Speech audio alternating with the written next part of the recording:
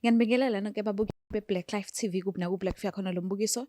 Igama lami nginguStufuza Dlangamandla Zulu. Lezi izigameko zempilo. So today ngivakashela ubaba uzongichazela kabanzi ukuthi bamgila ngani nanokuthi-ke usahila yini. Asimuzwe nokuthi ngabe siphatheleni. Sawubona. Yebo sesenjani? Ngiyaphila kunjani? Siyaphila. Ngikuzumile yini? Hayi no, iy'nkinga nje zasemhlabeni. Oh, asikhisi. Ubuya kuphi ngokuhlala? Ngisuke eMkhomazi. Oh, okay, ukhulele khona. Ngikhulele eMkhomazi nje. Okay. Bese njani isimo ekhaya? Ekukhuleni kwakho? Sikhule kahle nje. Sikhulisa abazali ebebekholwa. Okay. Besindisiwe. Okay. So indlela esakhula ngayo ngisakhula njengaleyo mndeni.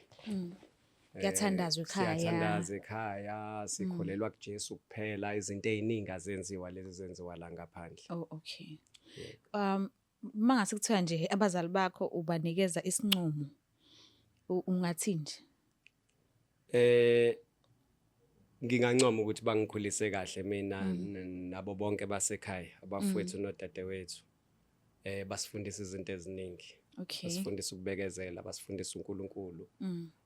Basifundisa ukuthembeka, basifundisa ukwazisa omunye umuntu. Oh, okay. Sure. So ubuntu yinto okhuliswe ngayo. Sikhuliswe ngayo. Indaba zikaNkulunkulu ekhaya bebenganiphoqi, bebenganifuqi nizona ningi abantwana noma niyithole nje ukuthi okay into eyenziwe ekhaya so asike singene sothini ngoba siyiphethe. Okusempeleni indlela abazali bami ababexhume ngayo enkolweni kwakungelula ukuthi ungenza okuthandayo. Okay. So indlela nje bekukhuliswe ngayo wazi ukuthi iyona impilo yasekhaya le kuhamba kanje kube kusine ngeke ngisho ukudlala ibhola. Oh. Mina nje ngangeke ngithandazelwe ekhaya ngithandazela ukuthi ngiyodlala ibhola. Okay. Ngithi ngiyafika uma esecula nathi athi guqa phansi. Angibeke izandla. Ngibekela izandla ukuthi ngithanda ukuyodlala ibhola. Ngoba kwakhona idimoni kuzo zonke izinto ezingathinta uNkulunkulu. Yo, okay. Akungitshele ke bakugila ngakho kwenzakalani? Okusempeleni istory singobaba omncane. Okay. Sisuka kude sona lesi story. Siqale nje uma ngabe kwenzeka iphutha ngimithisa ngisese high school. Kuthe mangimithisa kwathiwa ukuthi ngoba mina bengimdala ngaleso sikhathi. Ekhaya abafuna ukwenza isibonelo. Einganeni zakwethu. Okay. Ekhaya abafuna ukwenza isibonelo sokuthi umuntu mayemithisa engasebenzi safunda isikole. Kuzokwenzakalani kwababuyela kwabaqhamuka ngemuva. Okay. So bathi umuntu osekhulile kufanele ahambe ayosebenza. Oh. Cabanga ke ngalesa sikhathi ukufunda kwakunzima ngale yandlela.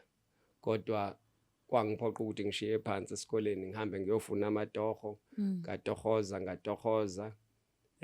Kodwa istory sami ke ngishiya kancane ngemuva. Kuthe mangabe ngimithisa ekhaya ngase ngicabanga ukuthi njengoba kuthiwa ngiyofuna umsebenzi kuzofanele ngithole indawo yokuhlala eThekwini. Ngase ngicabanga ukuthi nginobaba omncane wami onomuzi lapha kade eMlazi. Ngase ngihamba ngayocela ukuthi baba omncane uma ungakwazi ukungikhoselisa ngithi ukuhlala kancane until ngithola umsebenzi ngithola indawo yami yokuyimela. Engakuthola kwangiphatha kabuhlungu ubaba omncane azange ngivumele ngisho ngilalila ngelilodwa. Hawu. Wabuya ntambama ngo7 emsebenzini mayethi uyangifica ngikhona. Wangibuza ukuthi ubaba wami njengoba ethwele kanzima kanje nezingane eziningi kanje ekhaya nguthi sithathaphi isibindi sokuletha umthwalo womntwana la ekhaya. Kwaba isimo esinzima. Ngahamba ebusuku eMlazi ngingazi umuntu edolobheni ngiphumela emakhaya. Ngaze ngakhuthuzwa abantu ngacishe ngagwaza ngisho ukugwazwa. Bathi ke ngagcina ngithola indawo yokulala kwasekuseni. Uthola kuphi? Ngithola nje ebantwini ngihamba ngena ngifuna indawo yokulala kwakhona abantu abangizwelayo kodwa ngangingasenazi izimpahla ngangisuke nazo ekhaya nemali ngingasenalutho so ukuphinde ekhaya kwaba into enzima kakhulu. Inkinga zami ke nobaba omncane iqale lapho. Kwahamba kwafika isikhathi la khona enye yeingane zami yalunywa yinja Mm. yaba namarabi Okay. yaze gcina ngokudlula emhlabeni. Mm. Kuthe makudlula lengane kwacaca ukuthi kunezinto esingayiqondi ukuthi zenzeka kanjani. Abadala ke basebenyenya behamba befuna ukuyozwa Okay. ukuthi kwenzakalani ngoba abazali bami babephila le yampilo kwaba omunye wabo baba abancane wangithatha wangisa le hayi lo nenkinga. Okay. Right, uma kufikwa le kathi wakufuneka bonke abafowethu. Mm. Abafowethu bavuma nabo ukuzwa ngoba isimo kwakubonakala engathi simbani impela. Mm. Uma befika inyanga yathi kukhona ozofa phakathi kwabafowethu. Mm. Cabanga uLwesine bathi kukhona umuntu ozoshona. Lapho nami ngibhizi nezinto zami engiyihlelile nabanye abangani bami ngithi ngizophuma la ngihambele ngiyele kubangani bami. Okay. Inyanga yayisithi ngizokunikeza umuthi ufike ekhaya uwenze. Ungalala ungawenzanga lo muthi. Mm. Ukucabangela ke isimo sasekhaya ukuthi kwakufanele ngiyishushumbise lento ingabonwa abazali. Ngacabanga ukuthi mhlambe kuhle ngiyenze ngakusasa. Ngingayenzi ngalelo langa ngoba ubaba wayekhona ngalelo langa ngakusasa wayezohamba noma abe enkonzweni so ngithola ithuba lokwenza lento. Ngithe mangifike ekhaya sisaxoxile kanjalo omunye wabangani bami wangifonela wathi angifike kunabanye abangani bethu abasuka kwenye indawo babevakashele kuyena so kwakufanele ngihambe ngiyobona labo bangani.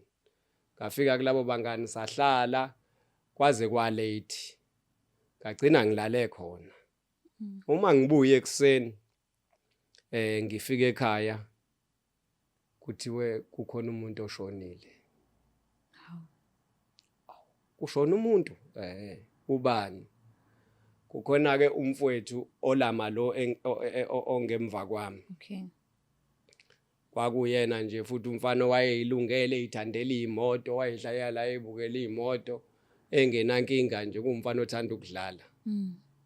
But waba nenkinga ke ukuthi ahlangane nabantu bamgcweleze wafa kabuhlungu ngesihlungu ngalendlela ukuthi asikwazanga ngisho ukumbona ngendlela ayelimele ngakhona.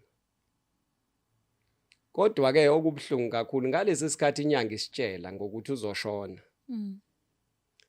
Yasitshela ukuthi uzothakathwa. Futhi umuntu ozomthakatha siyamazi. Kangasho ukuthi ubani. Ngalesi sikhathi wayengakasho ukuthi ubani kodwa samphoqa ukuthi siyacela ukuthi ongcono asho ukuthi ubani. Hayi ke uyazazi ke inyanga ithanda ukuqonda mangabe ikhuluma ithanda ukushona ngapha ishone ngapha so waze wasuggest ukuthi umhlahlo lo mase sifaka imali siyokwazi ukulithola iqiniso ngempela imali sayikhipha wasesenzela umhlahlo. Umhlahlo wakhe kodwa wawusiroba ngoba wawungashi igama lomuntu ngqo. Kodwa wasenza sacacela ukuthi ubani umuntu owayenza leyo nto. Uma ngingakuchazela nje wachaza wathi lo muntu uyena ohlaba inkomo zasekhaya njalo makukhona imisebenzi emndenini yena umuntu ohlaba inkomo. Umuntu wenxeba nje akekho umuntu ongamazi umuntu ohlaba inkomo zasekhaya. Wathi ujwayele ukufaka i-overall yabo lama overall ayefakwa kudala kaloliwe ayebrown. Mina ngizalwa izolo Nkosi yami. Angikwazi la. Wayejwayele ukufaka lawo ma-overall ke lawo ma-overall wayelifaka alibophe umkhono wodwa omunye umkhono angawubophi. Akayigqoki. Akawugqoki wonke imkhono. Njalo mengabe umbona nje umbone kuleso simo ngeke umbone enye into. La ekhanda ujwayele ukubhinca ithawula abophe ithawula phezulu. Okay. Ngalesikhathi emchaza akekho umuntu ongaboni. Nimazi kahle umuntu onjalo ekhaya. Simazi kahle umuntu onjalo futhi asikwazi ukuthi singamisa ama details afana nalawa. Kodwa enhlizweni nami kwakungathi angasho igama. Ngamcela ukuthi ngicela ongcono usho igama ongcono nganele. omunye wabebe khona kubafowethu wazi wambiza ngegama yathi inyanga umzwile ngoba ngifuni ngelinye ilanga kuthi mase nixabana noma usubulela umuntu bese uthi kwasha inyanga ngoba inyanga zixabanisile imndeni. Right ke kuthe makusuka lapho emva kokushona kwamfowethu ke eseshonile ke ngempela. Nga decide nje enhlizweni yami ukuthi ayikho into ayizongihlanganisa naye njengoba ngangidecide emlazi ukuthi asesiye ubaba. Ngathola isizathu impela esiphathekayo ngaleso sikhathi ukuthi ngihlale kulowo muzwa. Kwahamba kwashaya isikhathi la omncane egula khona. Okay. Uma egula kucaca ukuthi njengomuntu owayekade esebenzisa imithi noma amakhambi kunemndeni kunabantu emndenini nezihlobo abathintile. Kwathola ukuthi ukufa kufike kubaba omncane. Uyafisa ukufa kuyambalekela. Ubabizile ke abanye abasemndenini obaba omkhulu abanye obaba omncane ngoba nabo babe u4 ekhaya kubo ubaba. Okay. So laba abanye abafowabo bakhona kodwa nabo khona izinto azenzile emndenini yabo. So wayehamba ebiza ke abadala mhlambe ubaba uma ngabe sekhona kanye nendodana endala. Okay. Akhulume nayo ngazo zonke izinto azenzile kulowo mndeni. Okuthe makushaya isikhathi ethi ufuna mina. Kathi mina ngeke ngiye kubaba omncane. Isihluku angizwisasona. Ne frustration nje engangibhekane nayo ngezima engidlulise kuzona. Kwangingakunikeza isibindi sokuthi ngingayomkhululo lamakuthiwa ufuna ukufa. So enhlizweni yami ngangimisele ngokuphindisela Ukuthi ungayi. Ngingayi ngoba kwakuthiwa uyagula akashoni useyabola uyanuka ngithi anuke yabole mayebola imisebenzi yakhe yonke le emenza nje. Ayike kwahamba wazwashona ubaba omncane. Ngingayanga. Sure. Kwahamba izinto nami angiyanga ngisho emgcwabeni ngangeke ngiye futhi emgcwabeni. Bahamba nje bonke kodwa mina ngasala ngathi angiyi. Kuthe uma ngabe kushaya isikhathi ke la khona ubaba omncane eseshonile ayike kwabuya izinto zaba right. Kwahamba sengishintshela izinto. Qale kuphela umsebenzi kucaca ukuthi ngoba ngase ngishadele. Okay. Unkosikazi ekhona nezingane kuyazabalazwa isimo sivume. Okuze kwamphoqa ukuthi umkama akaphume naye ahamba ayofuna amatoho. Wahamba ayofuna amatoho ematohweni lapho wahlangana nale gengele amakwerekwere. Wathandana nelinye lalo elagcina libuya lizolanda izingane zami nomkama ekhaya. Ukhona. Ngikhona. Ukuhlupheka engibhekane nako kuloku kuphila. Ubaba omncane isizathu sokuthi ngingayi kuyena sase singasabalekile ebantwini abathize kodwa kwase kubukeka mina njengomuntu orongi ukuthi bekufanele ngikhulule ubaba kodwa ngahluleka ukukhulula ubaba. Awuzange. Lokho kuhambe kule kuvela nasebantwini mangabe ngithi ngifuna usizo ngihambe zonke izindawo ngisho abafundisi. Kushiwo yona le ndaba ukuthi umthetho wami okusho ukuthi phela ngona uNkulunkulu nakubona abakithi abalele.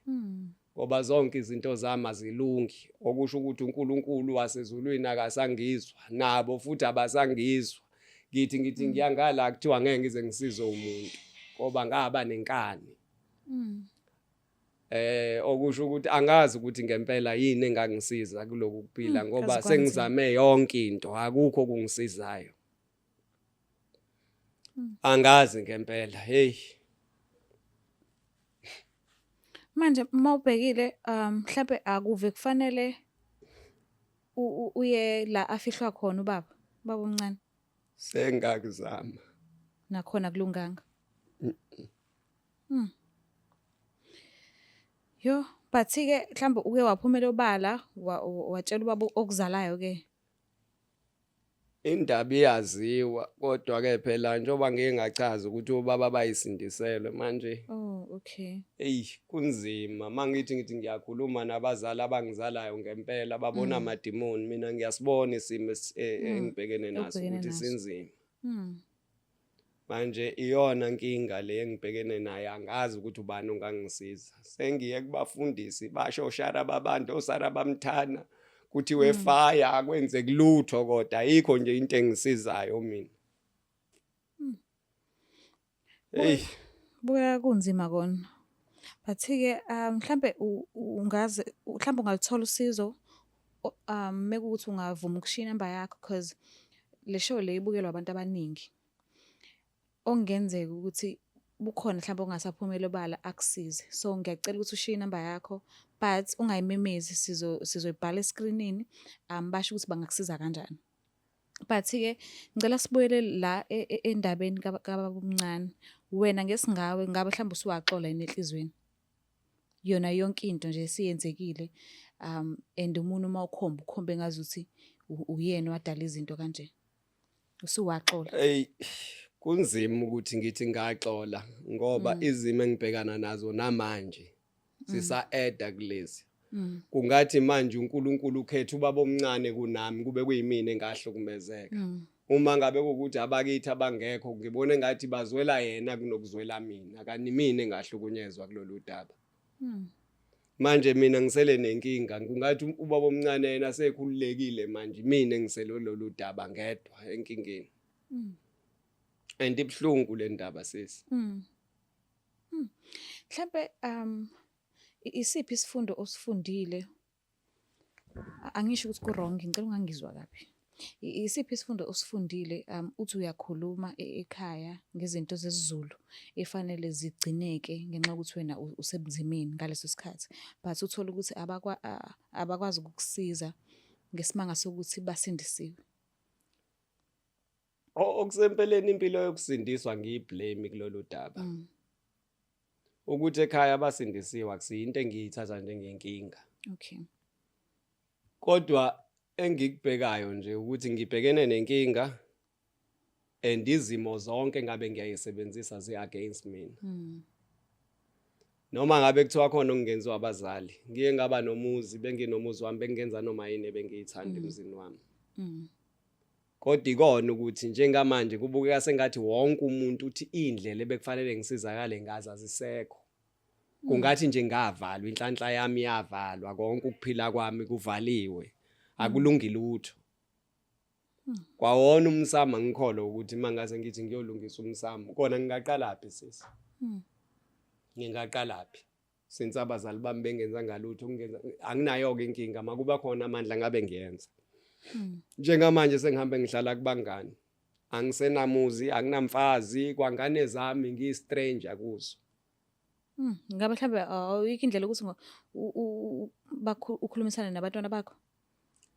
Noma ngingakhuluma nabantwana bami umama wayo wazi ingane sewafaka upoison ekhanda zihleli kahle ingane. Awucabanga ukuthi sisikubhlungu kanjani ukubona umuntu ezolanda umkakho nezingane ukhona. Ethi unkosikazi wakho ngeke vele ngize ngikushiye nazo ngoba zizodlani mayisala. Zizodlani ngoba kwawena ubuwondliwa yimi. So uma ngabe ukuthi manje ngishiya ingane kuwena kwawena ulamba uhlulo ukuyibhekelela wena uzophila kanjani nezingane. Kwangiphoqa ukuthi noma isimo singa-understandeki kodwa ngamukela ukuthi sona simi ngangibhekene naso leso. Mhlambe ke ungathini kubantu abaphatha umuthi ongalungile and bawusebenzisele amalungu omndeni owodwa nabawona mhlambe singathi nje bayathakatha. Ungathini kulabo bantu laba emndenini? Ngokomthetho sikufanele ukuthi ngabe ngithi wonke umuntu ophatha umuthi azi ukuthi uNkulunkulu ukhona. Kufanele ngabe ngisho njalo. Kodwa ukubuka nje isimo engibhekene naso nezimo engibhekene naso bengathi abantu abasixolele ngemithi Nkosi yami. Ziningi kakhulu izinto ezonakalayo abantu bephethe imithi. Ziningi kakhulu izimo abantu abangena kuzo ngenxa yokuthi khona umuntu ophethe umuthi. Uma nje besingenza sure ukuthi ekuphileni kwethu asiyenzi lento yokuthi sigcine sesiyithola sesithakatha ngemithi. Noma ngabe kuthiwa umuntu becabanga ukuthi mhlawumbe uyayisiza, kodwa bakwethu hayi akenehlise ulaka olungaka. Kubuhlungu. Yaze yasixaka into. Abanye mhlambe Ziningi uthola iy'nkinga. ukuthi akasazenzi. Nje angazi noma mhlambe ngathi kubaba uhlaka noma kwenzakalani but uthola ukuthi akasazenzi kwena akasathandi. Ikhathe eziningi abantu abathakathayo babukeka kanjalo. Ngoba akukwazi ukuthi ungakhipha umphefumulo womuntu ubukela izingane zakhe zizabalaza kanzima. Uqeda uthi uzokuphinda kusasa. Usukubonile ukuphinde nakathathu naka4. Okusho ukuthi kukhona into wrong. Suke wrong, serious ngempela. So ngivumelana nawe ukuthi basuke bengathandi. Futhi kungenzeka ukuthi mhlambe kungaphezulu kwako lokwethina sikubonayo. Mhlawumbe kuyikona ukuthi As-understand. Yo. Ngibonga kakhulu ukuthi uphumele obala uke ukhulume nje mhlambe sometimes ukukhuluma noma ngabe kuthiwa ukude nosizo but uthi ukhulumile nje usuke uzilapha kwayinawo because usuke ukhiphe kusenhlizweni. So ngibonga kakhulu ukuthi ungivakashela namhlanje kwi-show. Let's hope ukuthi mhlambe ukhona kwi-comment section ozokusiza mhlambe kufonele mawushiya inamba yakho. Ngiyabonga kakhulu. Mbukela lapha ekhaya ngiyazi ukuthi lapha ku-comment section anihlulwa yilutho. Ngiyazi ukuthi mhlambe seke nasiza stories nje before kwabanye abantu. Meke ukuthi balithola usizo nawe sisize la because niyabona ukuthi inkinga isibhekene nayo ikanjani. So ngiyacela ukuthi ungakhohlwa ukuthi subscribe, ulike, ushare. Ngiyathanda kakhulu. Bye. Sorry. Manje wayekhetha ubuthongo. Is the Black Life TV?